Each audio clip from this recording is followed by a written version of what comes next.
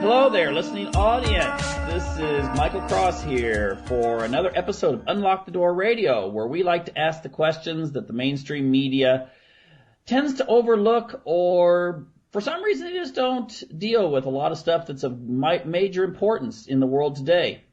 And one of those issues we're going to discuss tonight is going to be artificial intelligence and how it applies to weaponization. In other words, weaponized drones and robots and those kinds of things. And we have a very distinguished guest tonight.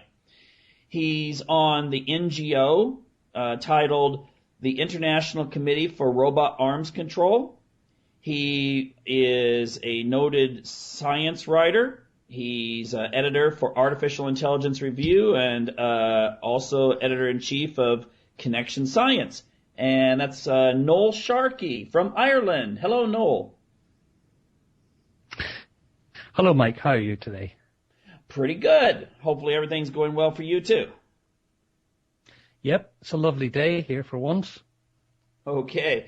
Well, then, let's just kind of jump in here. Now, the issue... Well, let me just back up a little bit. My daughter and I were watching the original Terminator series the other day, and it was 1985. They had all of these flying drones and that sort of thing. And, back in 1985, you never even would imagine that there would be autonomous drones and so forth. It seems science fiction-y, but it's not really science fiction anymore, is it? Not really. I mean, we're not quite at the Terminator stage, though, because there was a time machine involved and that sort of stuff. But I saw that movie in 1985 as well, and I loved it. It was one of my favorite movies of all time, really. It was so good. And little did I know that, 10 or 15 years later, I was going to actually be working on the issue for Sirius. I saw it very clearly as fiction in those days. Robotics really wasn't up to that kind of level of working, and it still isn't, in fact. Okay, so it seems, though, that we're on the trail to getting there, though, aren't we? I mean, is this one of the reasons why you've become so active in, basically robot arms control? Well, I actually became active for a slightly different reason. I was at an interview in 2006. I was running a press conference on our government's take on robot ethics, which was to give robots housing benefits in 50 years' time, and it seemed ludicrous to me. So I was at this press conference, and one of the press asked me about military robots, and of course I knew nothing about them or military. And so that evening I went off to the internet to have a quick read, find out, what it was about, so that I could answer questions. Read took about 6 to 9 months. I was really shocked by what I read, because the plans that I was reading, I read all the roadmaps, thousands of pages of military roadmaps from the US, all talking about autonomous robot weapons. And it seemed to me that these guys were really living in a land of science fiction. They didn't really realize the limitations of the machines. Sure, you can build a big machine. It's not hard to build a big machine that will go out and kill people, but can it comply with international humanitarian law? That's the laws of war, Geneva Convention and all the treaties. And one of the things is the principle of distinction is the cornerstone of that. And in my view, at that time, certainly there was no robot or AI system that could distinguish between a civilian and a combatant, between a child and a combatant. I mean, it was not possible. So how the hell were these things going to work? And that really set my alarm bells ringing. And so I started thinking about it, studying the laws of war and, international humanitarian law, and have not been able to leave it since. Well, it seemed, okay, you're a professor of artificial intelligence and robotics. And, I mean, you know probably the course we're on. I mean, you can make a distinction between what, the science fiction fantasy and the cold hard facts, where we're at now and where we're going to be in a few years. And how close do you think we are to creating drones that think for themselves, or even robots? Well, it depends on what you mean by thinks for itself. I mean, what we're very close to is robot planes or autonomous weapons systems being driven by algorithms. I mean, essentially that's what it's about. The idea of it thinking is a whole sort of intellectual issue, but certainly the idea of a machine flying along, selecting targets and killing them without any humans being involved is very clearly on the developmental plans, particularly the US. China also have vehicles being developed, so do Israel, and so do the UK. I mean, they've already got machines. There's the X-47B, okay, that's a sort of, it looks like something Batman would fly. It's a small unmanned fighter jet, completely autonomous. It's been tested taking off and landing on US aircraft carriers, and it can also be refueled in the air. Now, I don't know about artificial intelligence. It's a pretty dumb machine, but it can do a lot of things. It can land, take off, and fly. And the idea there is to have swarms of these things, because the problem for the US is they're outgunned in the Pacific. They know that. There was a Rand Corporation report that was quite clear that the US could not win a war in the Pacific. If every bullet they had, every missile they had hit targets, they would still be so outgunned. So one of the big ideas is you have swarms of autonomous vehicles that one person can send off from 1,000 miles away from aircraft carriers, and they can swarm in and do a lot of destruction. So that's the real fear. I mean, the super intelligent AI, or that kind of smart AI, I don't know. I mean, it's some way off in the future, I think. And in the meantime, you're going to have these really dumb algorithms automated to kill people, and that's the really scary bit that we're trying to deal with at the UN at the moment. Okay, so what you're talking about when you said the swarms, I don't know if you ever saw the movie Ender's Game. No, I haven't seen that one, strangely. Okay, well, it's, you just have these thousands and thousands and thousands of alien spaceship, and it's like a swarm. And is that kind of what the U.S. is looking for? Like if you go up against, I don't know, 100 Chinese fighters, then you would send up, 1,000 of these small drones that would attack those fighters? That's the sort of fantasy there is. And not just that, people are also talking about, the Center for New American Security has been talking about the idea of having rafts full of autonomous missiles. So they go out, the fighter jets come in, do all this work in swarms, and they also have these missiles. It's pretty scary stuff for a lot of reasons. Mm-hmm. Yeah, and the thing I would look at is that, in a war situation, there's kind of that idea that, well, it's part of the Geneva Conventions, although it's been ignored, I think, in every war, at least in some ways, is that you have the human element that can kind of say, okay, stop. I mean, let's say you're in a war situation and the other side has been, their capability has been destroyed. Do you have a fear Yes. that these swarms, these robots, would they just go ahead and just finish everyone off, just, clean up whatever mess was still there, rather than thinking, okay, well, even Hitler at Dunkirk, let the British soldiers evacuate instead of just Yes. pulling them down on the beach. Instead of, in those days, if you'd had robots that would have been, sent out with the mission of, vanquish this army, I don't know if that would have been the case. Well, you're hitting on a really important topic here, because there's a lot of confusion about this. Because on the one hand, one of the big reasons that's cited all the time by the militaries is that, if you have a drone as it stands now and you're fighting a sophisticated enemy, the first thing they're going to do is jam all the communications. So the idea of these autonomous things is they will still be able to complete their mission without communications. Now, on the other hand, there's a lot of talk that people will send in a swarm, but there'll be somebody watching them through the nose cameras on the machines. And then what they will do is call them back if they're doing anything dangerous. But you can't have it both ways. If it's designed to work without communications, it will work without communications. So what you're saying, you send them on a mission to do a lot of killing. And if communications are broken, you won't be able to call them back.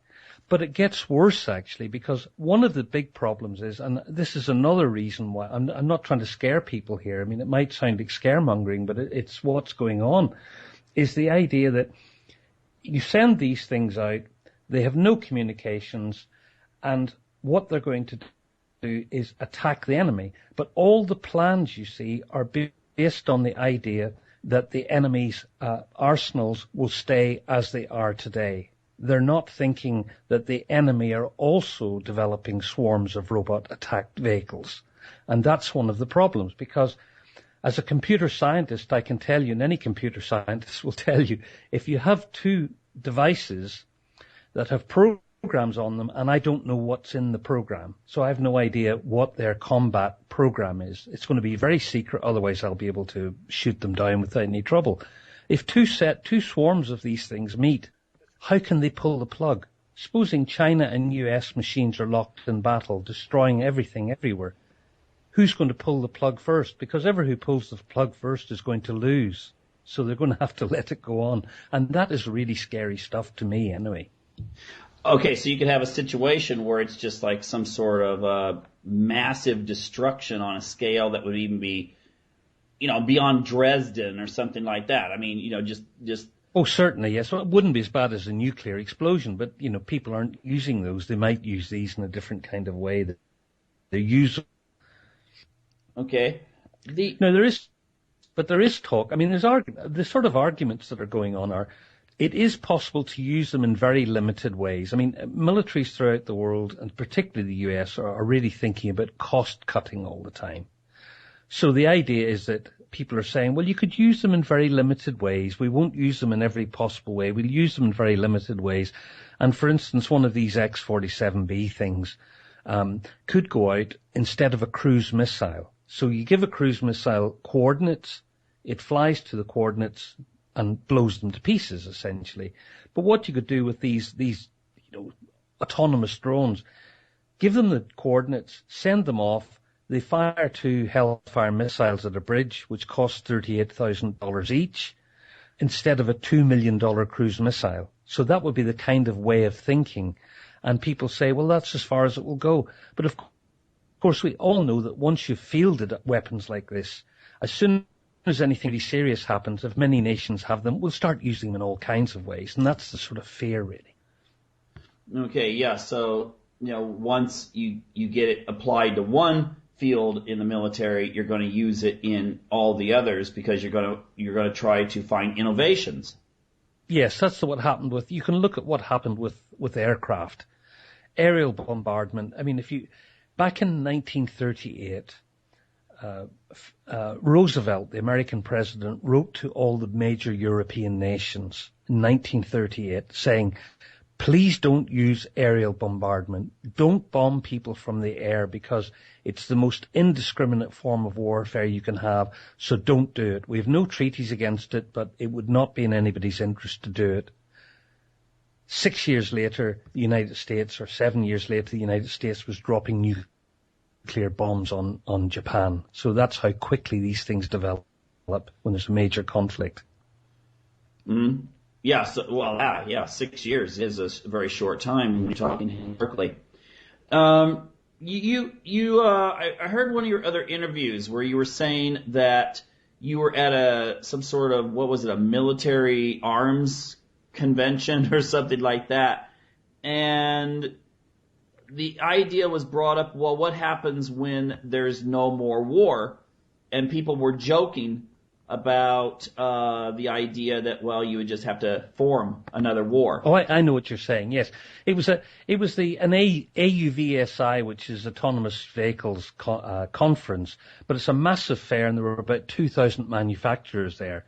And so I said to people in a semi-joking way, because these people were making all kinds of weapons, and it's not people making weapons. There's thousands of little companies who make sensors, who make tiny components for all of these weapons. So they're all really relying on a war economy. So Iraq, Afghanistan, etc. I mean, they really help the US economy greatly.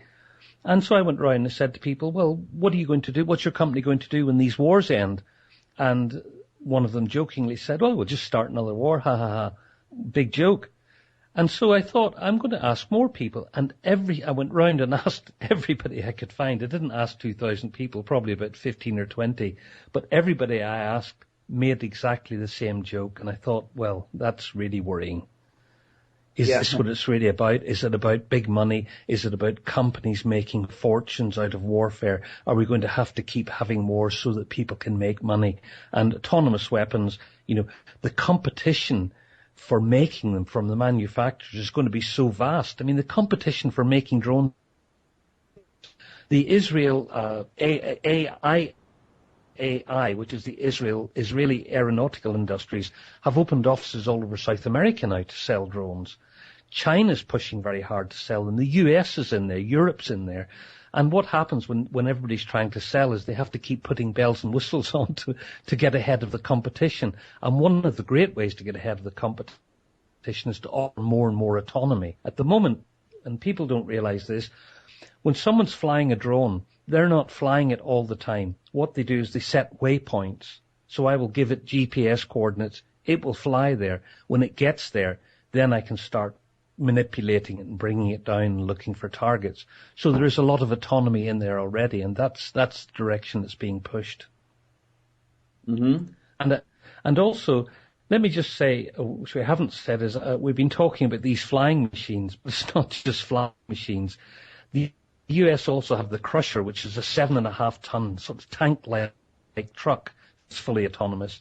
The DARPA, the Defense Advanced Project Research Agency, which is the research wing of the Pentagon, have been developing a lot of stuff. They're in phase 2 of an autonomous submarine hunting submarine that just goes under the ocean looking for other submarines, and then it can sink them. They're already under the water, but you know what I mean, it can destroy them.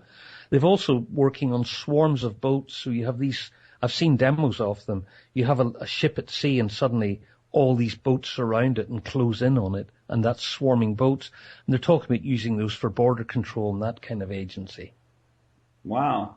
So it's happening in all land, air, sea, and under the water, everywhere. Yeah, because that could change everything. I mean, the age of aircraft carriers would be pretty much gone, because then you'd be able just to, again, like a science fiction movie, just send in all these little ships that would pick at it until it's actually sunk.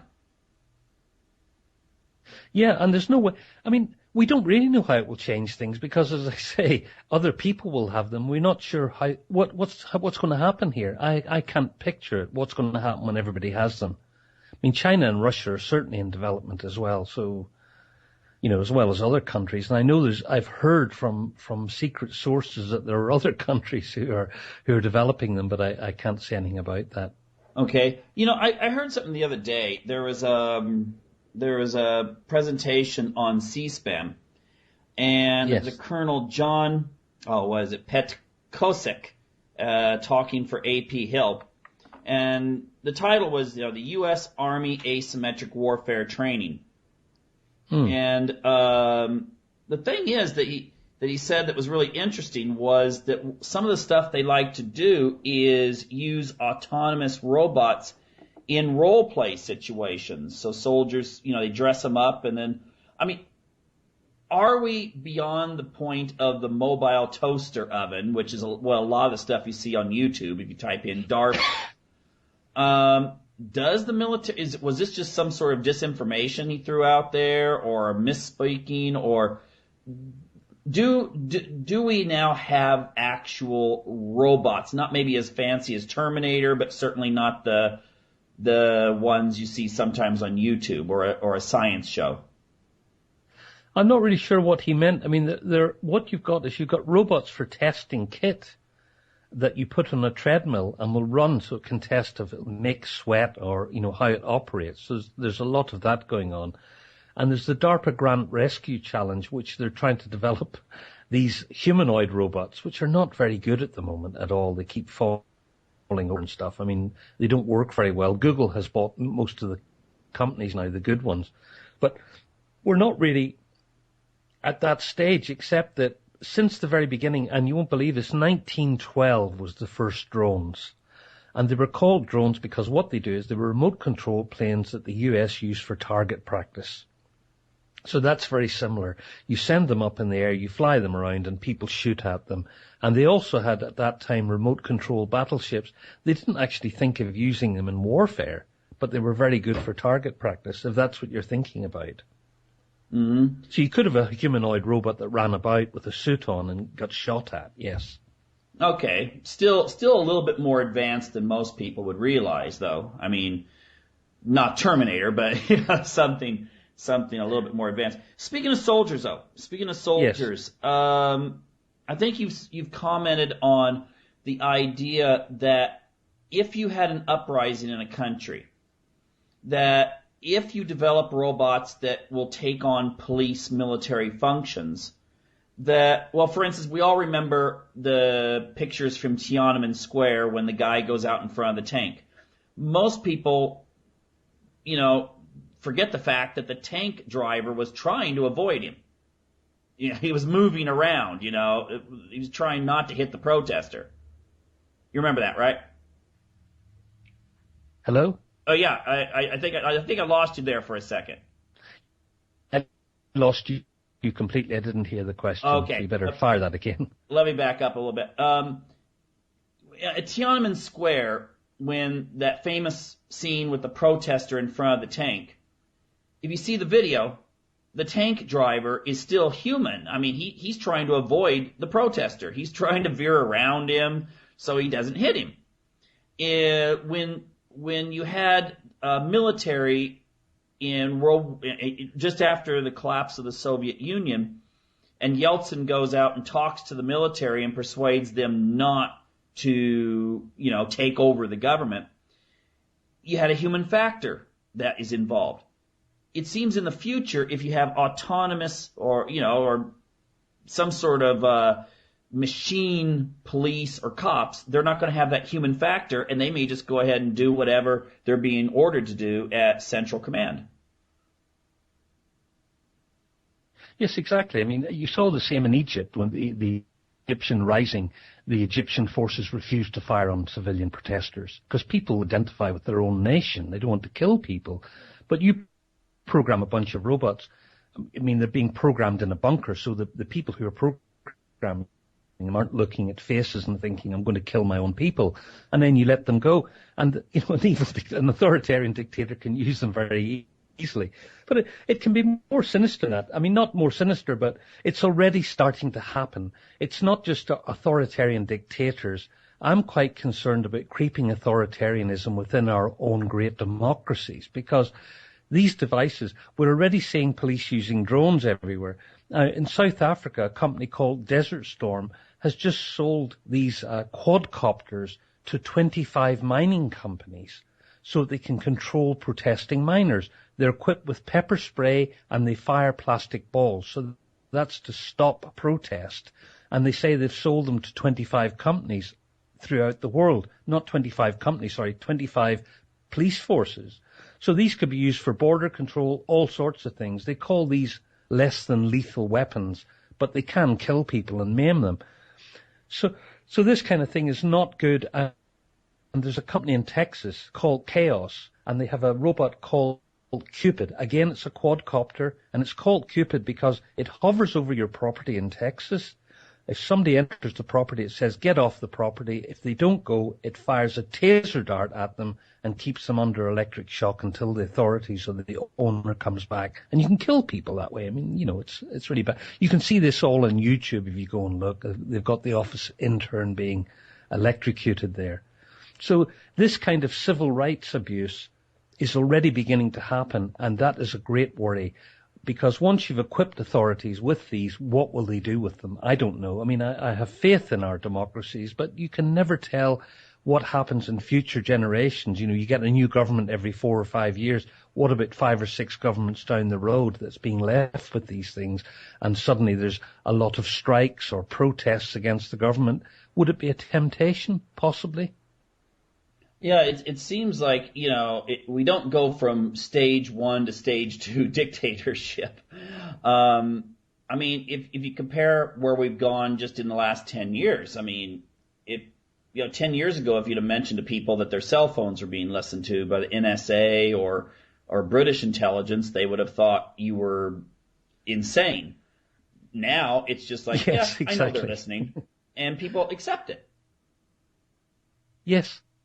Yes, it seems to be quite acceptable. I mean, we're certainly doing it very heavily in the UK, and the government have made it very clear, in the new government, they're not going to stop it. They think this is a good thing.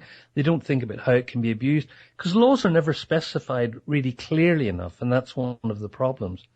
But look, we're really trying hard to do something about this. It's not that this is just being left here and scaring people, because 2 years ago, I'm chairman of the International Committee for Robot Arms Control, and that was founded in 2009 with the simple mission of raising public awareness and getting international discussion among nations together. And we managed to get a lot of conversations going out there, talking to the military, writing a lot of articles. We're a group of academics, but we didn't manage to really get international discussion going. And then eventually, a group of NGOs came to us, Human Rights Watch primarily, and said, look, this sounds very interesting. Come and talk to us. I went and gave a lecture to a bunch of NGOs who were celebrating the banning of anti-personnel landmines. And so a group of 9 of us at that point, and a bunch of Nobel laureates Initiative, Human Rights Watch, Article 36, Landmine Action Canada, International Committee for Robot Arms Control, Pugwash, another Nobel laureate-winning NGO, got together and started the campaign to stop killer robots that was launched from the UK Parliament in April 2013. Now, 6 months later, with these guys on board, we were going to the UN now. We were lobbying people at the UN, talking to delegations, talking to ambassadors, and we managed to convince them to take this issue to the Convention for Certain Conventional Weapons. That's the CCW at the UN in Geneva. And that convention has the ability, what they're charged with, is to prohibit certain weapons that cause unnecessary suffering. So it took them 5 years to get them to listen about landmines, but it took us 6 months to get them to discuss it. They raised it. We talked about it. A lot of nations hadn't heard about this stuff and were really shocked. And the result was that we got an expert meeting in April 2014. I opened that with the debate. So we had that expert meeting then. They meet twice a year. So they meet in November again. They discuss all the issues and what are we going to do about this. And they decided they needed another expert meeting. So we just had one again this May, and they will meet in November to decide how to move forward. Now, at this point, about 7 nations have said we want an absolute ban. Many are saying we really think this is a very serious issue. We have to regulate it at the very least. We really have to think about it. So all the nations, 80 nations now have spoken up at the UN about it. And this is a very good thing. But the problem, and we will get, I'm sure we're going to get something here, whether it's going to be adequate or not, but we're going to get some sort of prohibition here. We're looking for an internationally legally binding treaty on autonomous killing machines, preventing them. But the problem here is that the CCW only deals with warfare and conflict. So even if we made it completely illegal to use in warfare, we wouldn't have stopped it being illegal for police to use. And tear gas is a good example of that. Tear gas is completely prohibited in warfare, but yet the police can use it. So what we would need to take this to the Human Rights Council at the UN. But a lot of nations, for some reason that we can't quite figure out, are blocking this. We can't get it through to the Human Rights Council. And we even have the UN Special Rapporteur on Extrajudicial Killings, Professor Christoph Haynes, who's delivered reports to the Human Rights Council and tried to get it through, but we're not. From 26 countries, and we're on a daily basis fighting really hard for this and lobbying. So you can support this, anybody. Just tell people about it. That's a good way to support it for a start. Go onto our website at icrack.net and look around there and educate yourself. But there are a group of people fighting to get this banned. That's the main thing. Well, that's fantastic. I mean, I don't think any of us want to see a future of Skynet and Terminator and those kinds of things. We want a future for our kids and grandkids technology will be used for the betterment, not the destruction of human beings. Exactly, yes. Okay. I should finish on that note. Can we finish on that note? I mean, this won't be, you'll edit this bit out, won't you? Sure. Hey, thanks a lot, Professor Sharkey, for giving us your insights into this very critical issue. Thank you very much, and it's been a real pleasure, and it's great questions, and it's good to be given the opportunity to get this out to a wider audience. Thank you. All right. Well, you take care now. Okay, thank you very much.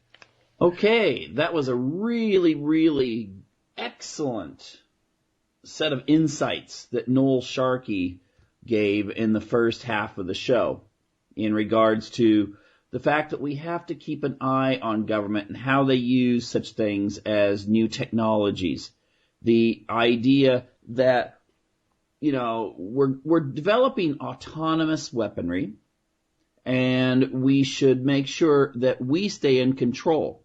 Not just that humans themselves stay in control, but that the people have a say into how these technologies are used as we develop robots and drones and so forth that will increasingly become more, maybe thinking, maybe being able to carry on missions without absolute human control. I think there's some very major questions there we have to keep in mind, and we have to make sure that we don't just leave it into the hands of the various governments, because they're all trying to one-up each other and come up with new strategies, new weaponry, and so forth, which in many respects, who knows? It might actually wind up getting out of control.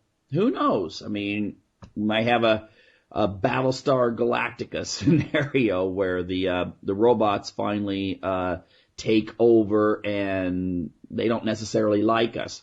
But anyway, getting more down to just what's going on this very day, and in reference to freedom and human rights and so forth, I think it's important that we don't lose sight of these issues and not take them for granted. You see, I think basic liberties are like health. You can get yourself in really great shape. I mean, you can go out and run and swim. Now, let's say you're training for a triathlon, and you get yourself in just superb shape. You do your triathlon, you're proud of your accomplishments and so forth. And then let's pretend that you just sit back and you don't do any exercise. Now, you put your plaque on the wall that says, you did a great job. Let's say you were first place in some competition. And people come over and they look at your plaque and they're like, wow, you won that triathlon. That is really impressive. And you're going, yeah, I'm in great shape. But let's say you're not keeping yourself in shape. Little by little, you're not eating right, you're not exercising anymore. Now, you're not going to suddenly go from triathlete to, just totally obese and out of shape and threatening your health overnight. It's not going to happen in a month, but it will happen eventually. It will creep in, and then you will wind up being something totally opposite of that triathlete you were. And human rights is very similar to that, because just because you have rights to freedom of speech and religion and in the case of the United States, own guns and all these other things, just because you have it today does not guarantee you have it tomorrow or next week or next year or in the next decade. Take a look what's happened in the last 10 years. Or better yet, go back to 2001. So, you got about 12, 13 years there. Take a look at the way people see human rights. Take a look at the way we are basically just being indoctrinated into something totally different than what the United States was. We have, for instance, we go to the airport. Now, I'm not saying that they've never had airport security and that they don't have airport security in other countries, but we have like the TSA there, and there's all kinds of issues in regards to the way that they search people and, if that's right or not. And so, but that's something that people have kind of gotten used to, and the only thing that the people that support it have to do is suddenly scream 9/11, and, all of a sudden that just shuts everyone up. And, well, at least most of them. And then you have other issues. I mean, you have these checkpoints. I remember I was actually involved in the Mothers Against Drunk Drivers campaigns in the 1980s when it first started. I thought drunk driving was horrible, that, there's this carnage on the roads. Many more children, for instance, die due to drunk drivers than from gun accidents in the United States. Many more. Okay, so if people are concerned about kids getting hurt and killed, they should be looking at what's happening on the road still. But in the 1980s, that's when you had the start of the Mothers Against Drunk Drivers. And I remember how controversial it was just to put up a police checkpoint in front of a bar that closes at like 2 a.m.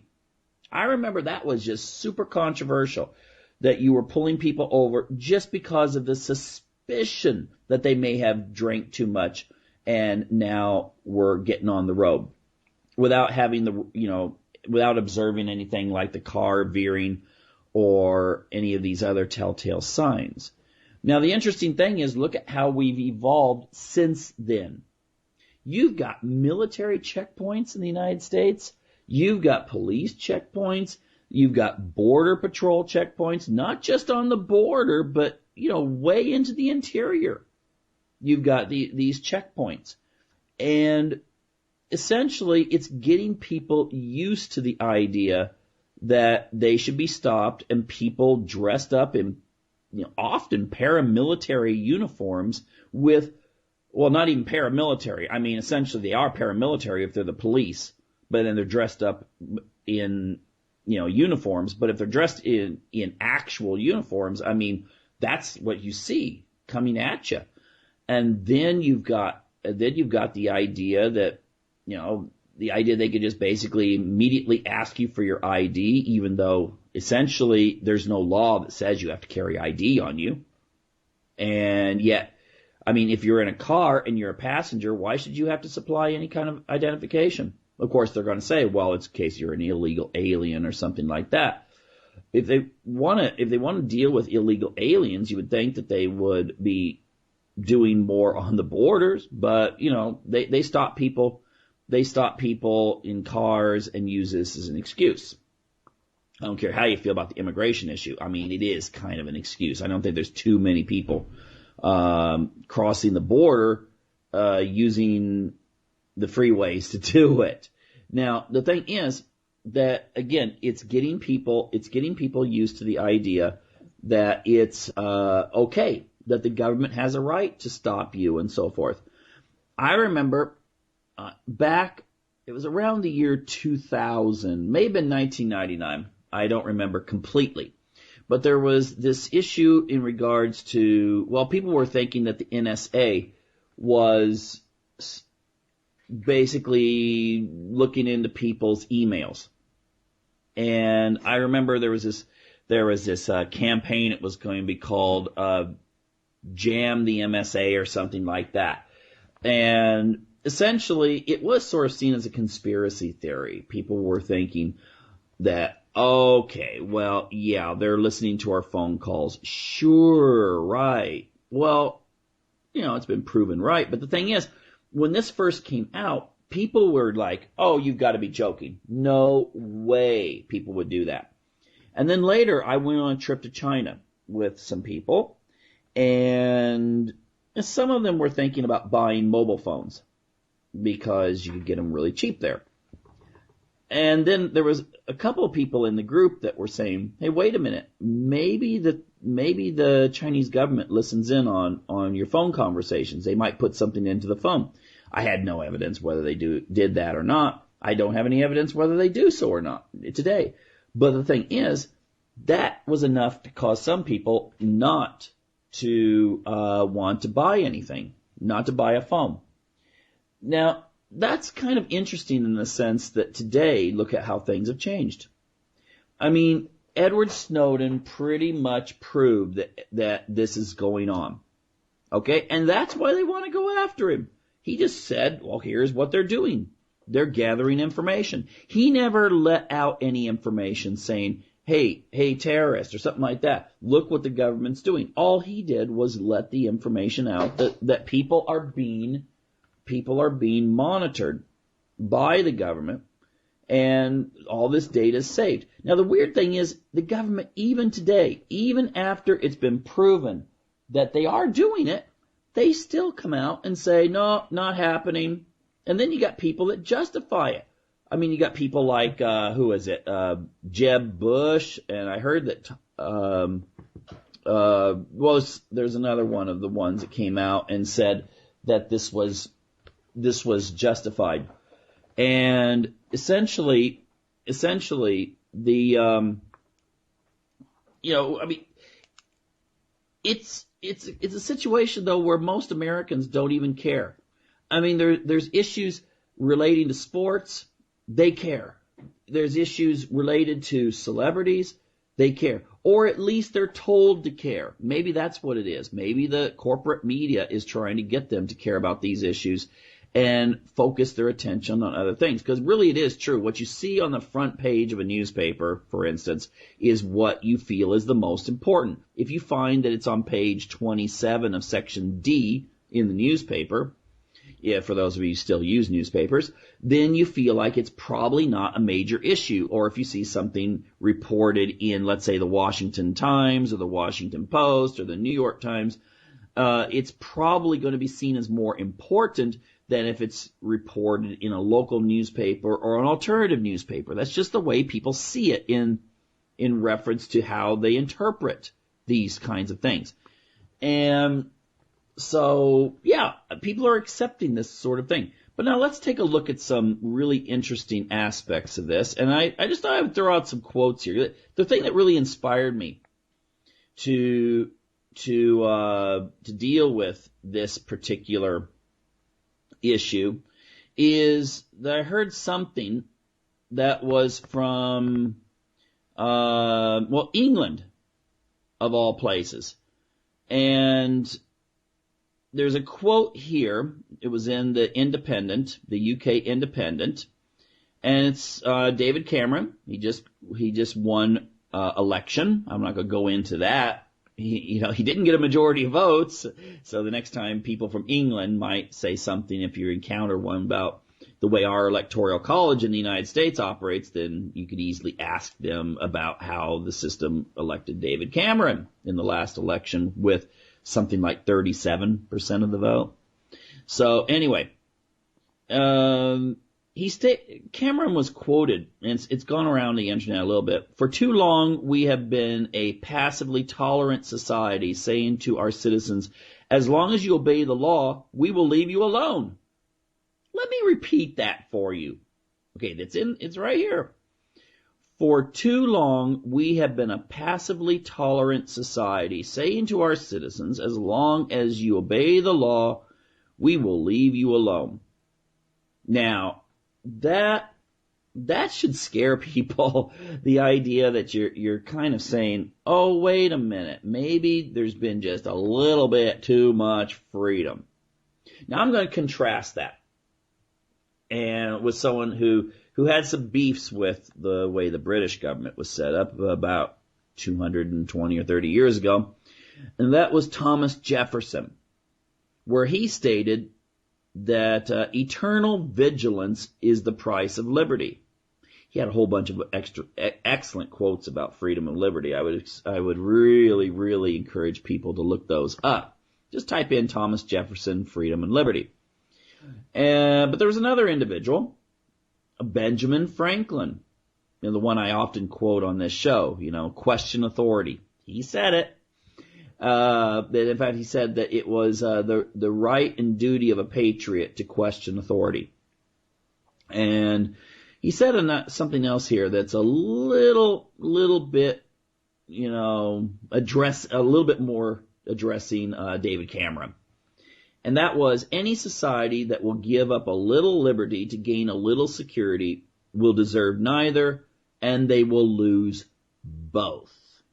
Okay, what does he mean by that? And what does Jefferson mean about eternal vigilance? You see, the problem I think you have when it comes to government is that essentially essentially, you put people in government or any institution, and you're trying to figure out what you can do that's different, or how to get the job done that you're given. And so essentially, no matter what you do, I don't care if you're on the student government of a high school, okay?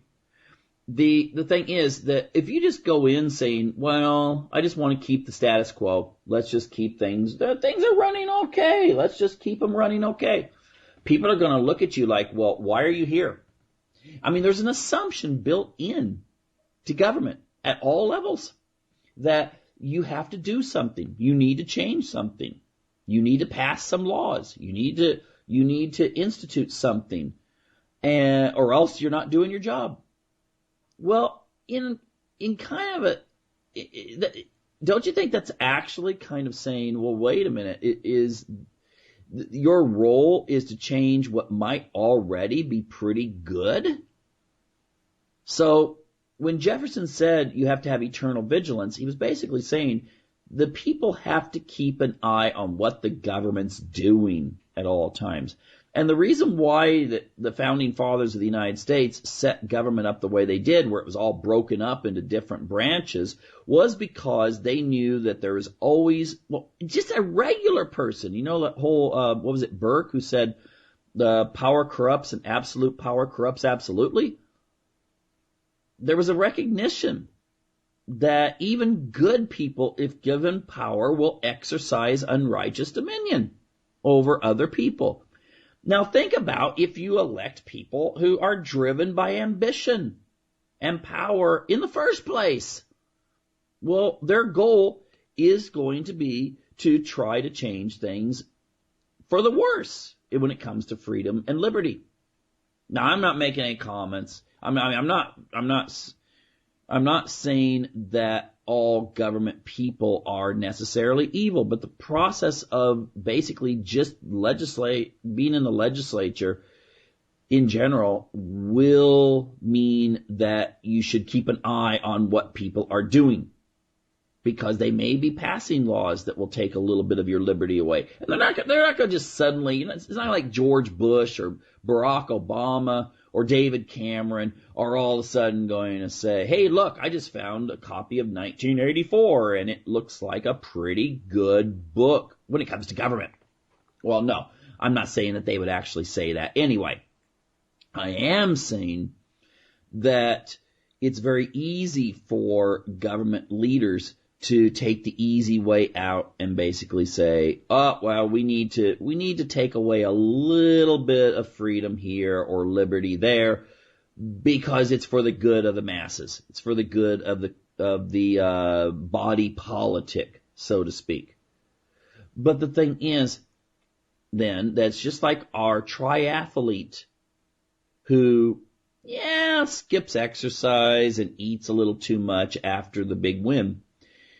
He or she is going to finally reach a stage where they may as well never have been in the triathlon because they'll be totally out of shape. It won't happen overnight, but it will happen eventually. And that's why Jefferson said you can't just passively sit by. Even I don't have the quote in front of me, but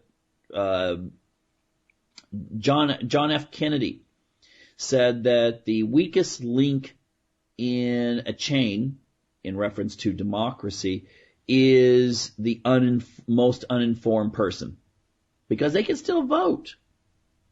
Now, the thing is, I'm not saying that there's an IQ scale when it comes to being uninformed. Now, there's some pretty smart people out there that really don't take the time to look up things, but there's also a lot of people out there who really just, they trust their government. And that's not a good idea. That is really not going to be something that is going to benefit people in the long run. And so oh yeah, sorry about that. I got interrupted by a phone call there in the middle of taping this. But anyway, the thing that we have to look at is that, Well, I'm going to quote something from Thomas Paine here before I go on. I lost kind of train of thought. Those who expect to reap the blessings of freedom must, like men, undergo the fatigue of supporting it. So yes, to keep a democracy, to keep freedom, you need to exercise your freedoms. You need to exercise your rights, and you need to expect them, or else each generation will have a little bit less, and they will expect a little bit less. And the thing is that we take a look at what I said before. You know, you have checkpoints for everything now. You have people, you know that you're being listened to. And then people just share really, really personal information on Facebook and so forth. And so I think we're actually developing a system in which eventually we're going to wind up looking like what was the name of that Christian Bale movie? Equilibrium. Okay? I mean, when I first saw Equilibrium, I was thinking, whoa, that's a really dystopian movie. And then now I keep thinking about when they have the crowds there and they've got the police dressed up in those black riot gear uniforms, and you've got those blimps that are flying over and monitoring people. You know, nowadays we kind of live in that. We're kind of getting into that kind of weird thing about accepting armored trucks going down the street. This is the United States, of course. You wouldn't see this so much in Europe yet. But the thing is that in the United States, you know, people are getting used to the idea that their police department might own an attack helicopter.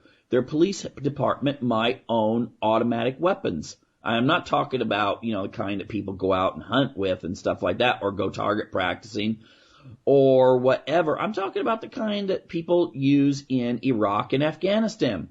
And, you know, police departments being given those by the military.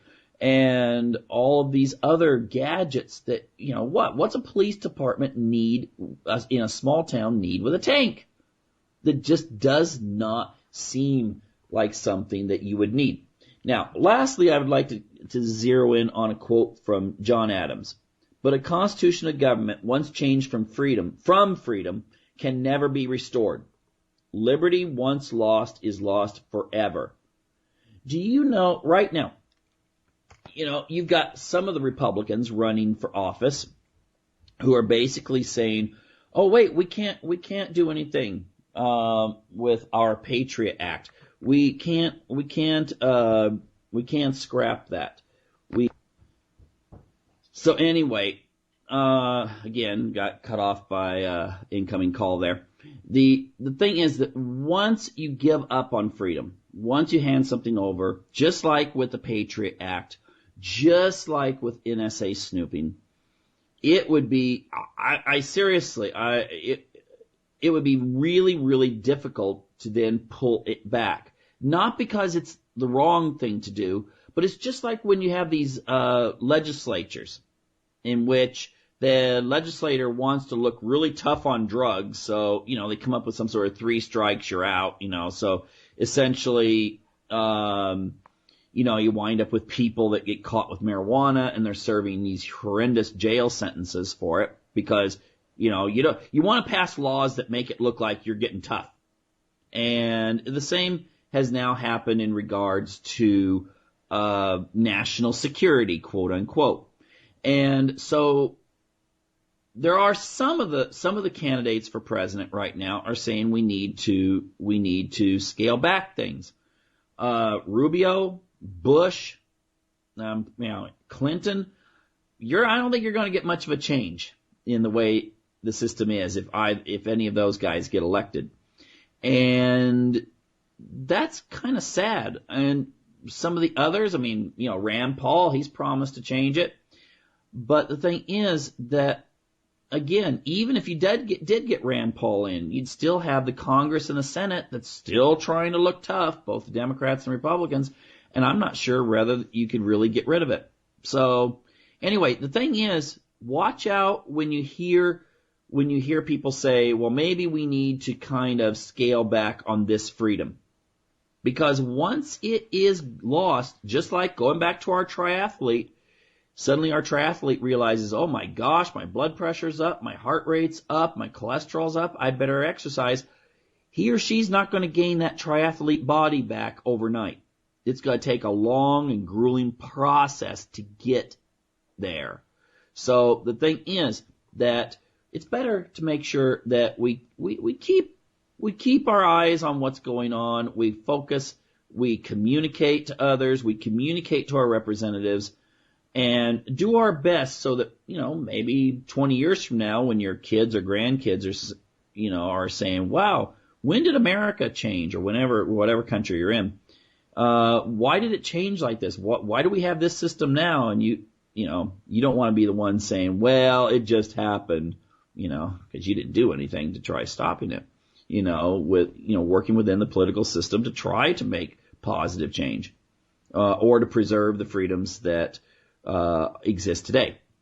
So anyway, well, that's just some things I would like you to think about. And, thank you for tuning in, and I hope to see you next week here at UCY TV's Unlock the Door Radio, here with Michael Cross.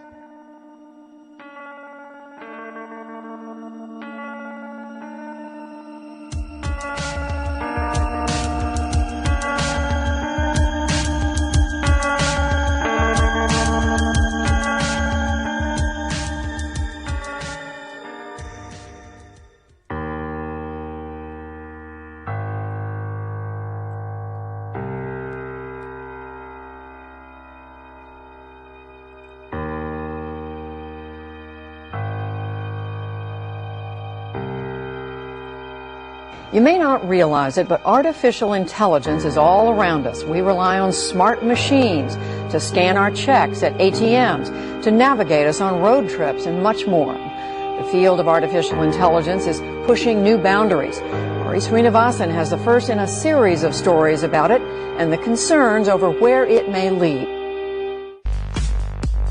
Elon Musk, founder and CEO of Tesla Motors and SpaceX, is not exactly a Luddite bent on stopping the advance of technology. But he says AI poses a potential threat more dangerous than nuclear weapons. I think we should be very careful about artificial intelligence. If I were to guess at what our biggest existential threat is, it's probably that. And with artificial intelligence, we are summoning the demon. Musk recently donated $10 million to the Future of Life Institute, which is focused on keeping AI research beneficial to humanity. Add his voice to a list of bright minds like physicist Stephen Hawking, Microsoft founder Bill Gates, and several leaders in the field of artificial intelligence. Among them, Stuart Russell, who heads the AI lab at the University of California, Berkeley. What concerns you about how artificial intelligence is already being used or will be used shortly? In the near term, the biggest problem is the development of autonomous weapons. Everyone knows about drones.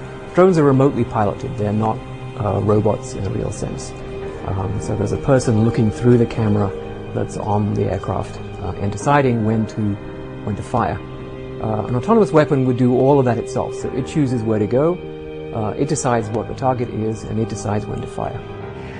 He's concerned about weapons like the British Taranis. It's featured in this promotional video by BAE Systems, a former NewsHour underwriter.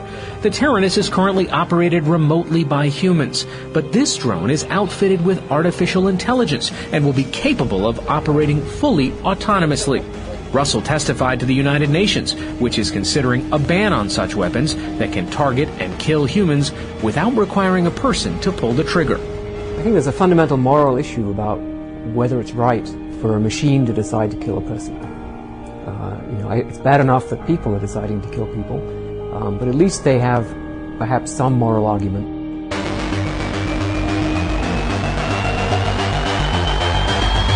Truth on the Tracks you can catch every Monday night and Friday night at 9 p.m. Eastern Standard Time here on UCY.tv.